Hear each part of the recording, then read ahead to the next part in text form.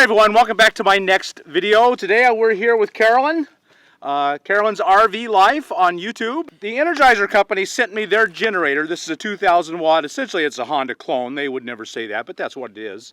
And to test out. And because I don't want the accusation that, well, they sent you the generators so you can't tell the truth, I gave it to Carolyn to test for me because Carolyn doesn't have any problem telling the truth. I also have a lot of problems with onboard generators on my RV. Yes, you.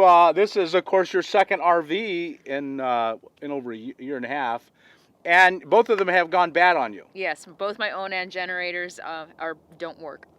That's worked. Not an uncommon story. You hear that all the time. Yes. Well, why didn't you just fix the own generator because it's on and you're carrying it around?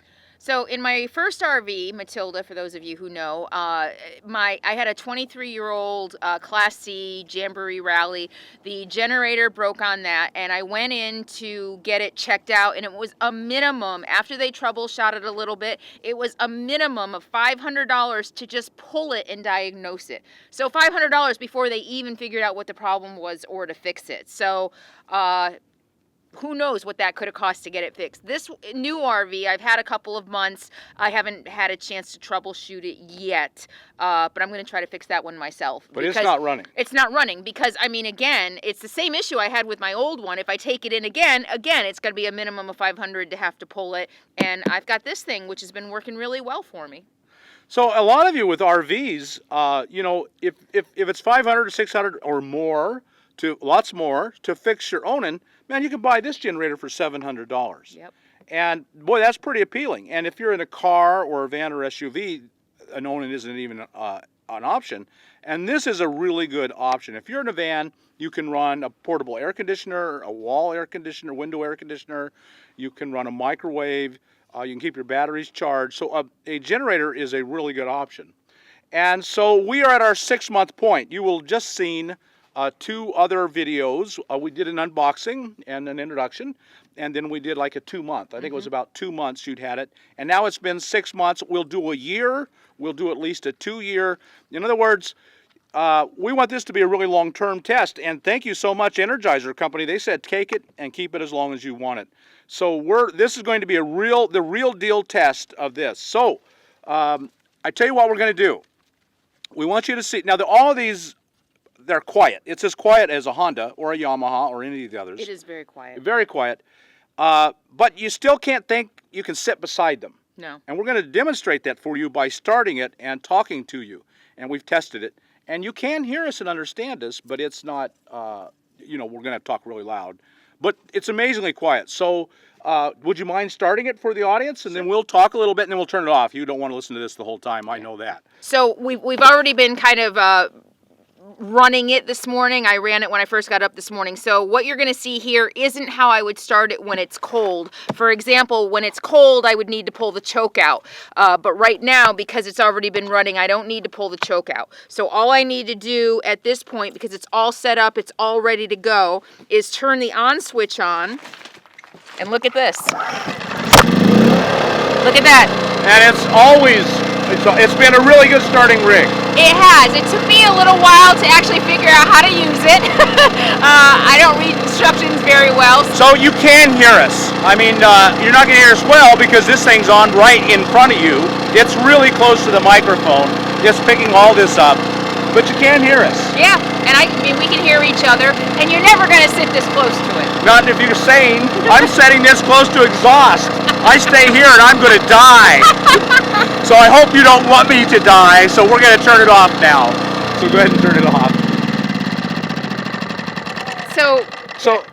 So you can hear, it's loud. I mean, the idea that they're silent is ridiculous, but they're not really, really loud. So tell us your story on that. So I can actually put this, for those of you who have Class Cs and may not be aware, I can take the plug, you know, on a Class C, your built-in Onan generator, you have to have the plug in to power your coach. Well, you can unplug it from that and plug it into this. So I can plug my coach directly into this so that I can run my microwave and all my electronics and my AC outlets and everything directly off of this.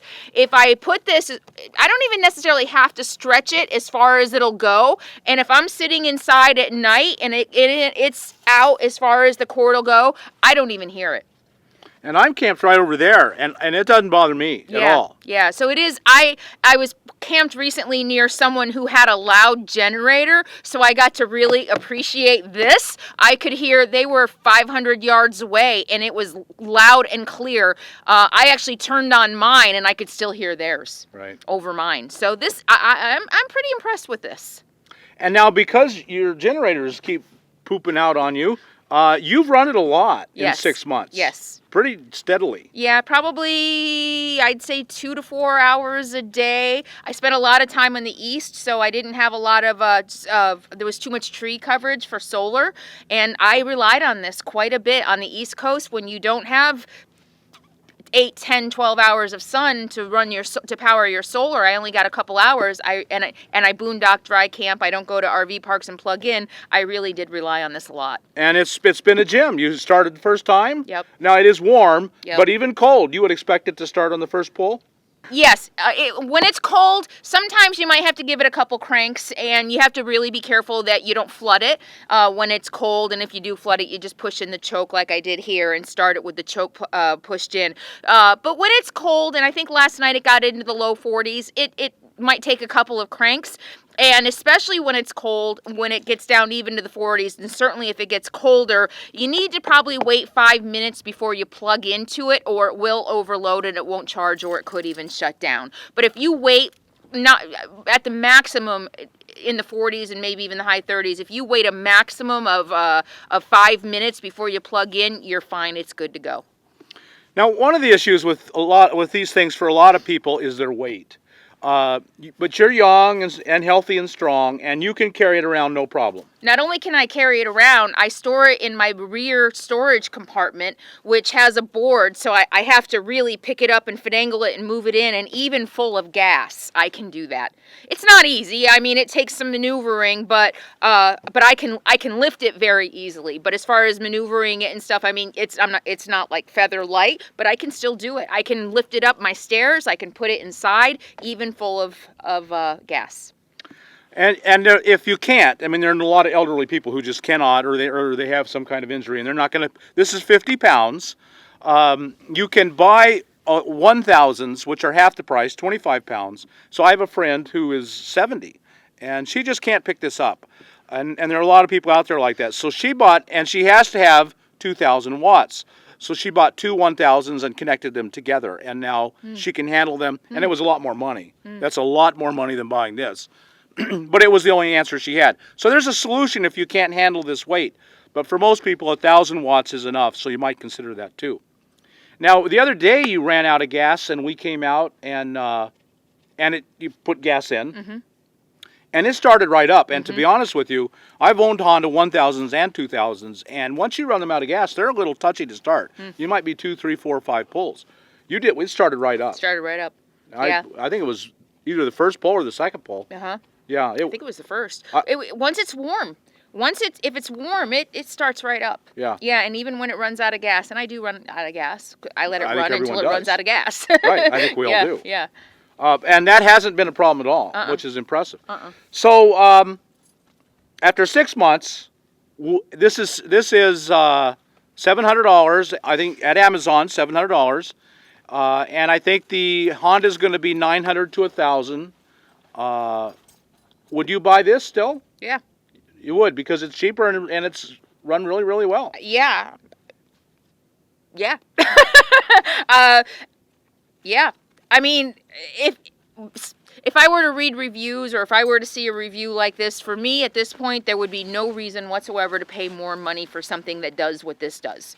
Right. That's where I'm at. If I actually had to replace this for some reason 10 years from now, I would choose this. Right. Why not? Why go with the expensive model when I'm getting everything I need out of this? And I really am getting everything I need out of this. And I've owned a number of Energizer products besides their batteries. Of course, we've all owned Energizer batteries. And all of the Energizer branded products I've had, I thought were very good quality, well made, and lasted a long time. So I have a pretty positive feeling towards the Energizer name, which is one of the reasons why I went along with doing this test, because I was pretty hopeful they'd do it right. So basically the bottom line is, after 6 months, it's performed exactly like you would hope. Yes. You kind of had some bugs to work out, but they were mainly your fault. Yeah, and I want to say that. So I do want to talk about that. It's very important to read the instruction manual before you start it, especially if you don't have any experience with a generator, which I hadn't. My onboard one is, you push a button and you start it. But, there are a few steps involved. You have to turn the fuel things off when it travels, and you need to remember to turn them back on. So it's really important to read the instruction manual. I didn't read it thoroughly. I was trying to start it incorrectly, and I was having issues and getting frustrated, and I pulled out the user manual again. And I'm like, oh, well, the fuel's not on. That's why it's not starting very well. And also, the manufacturer says to change the oil after 10 hours, and I have to tell you, once I did that, it made a world of difference in how it sounds, how it runs, the smoothness of the engine, how it starts. So I absolutely don't skip reading the manual and following the recommended manufacturer instructions for this, because since I started doing that, it's just run so smoothly and been so easy to maintain and use. Great. Well, there you have it, folks. We won't belabor this. You've just been happy and you recommend it. That's the bottom line. And that's the bottom line of the video and all that we've had so far. That it's a good generator, and for an off-brand, if you don't want to spend the money on a Honda, then this is a good choice. We're totally pleased with it. Okay, Carolyn, thank you so much for testing this out and all your honesty about it. And folks, I hope you got something out of this video. If you did, like us on YouTube, subscribe to the channel, and we'll talk to you later. Thanks, Energizer. Yes, thank you, Energizer.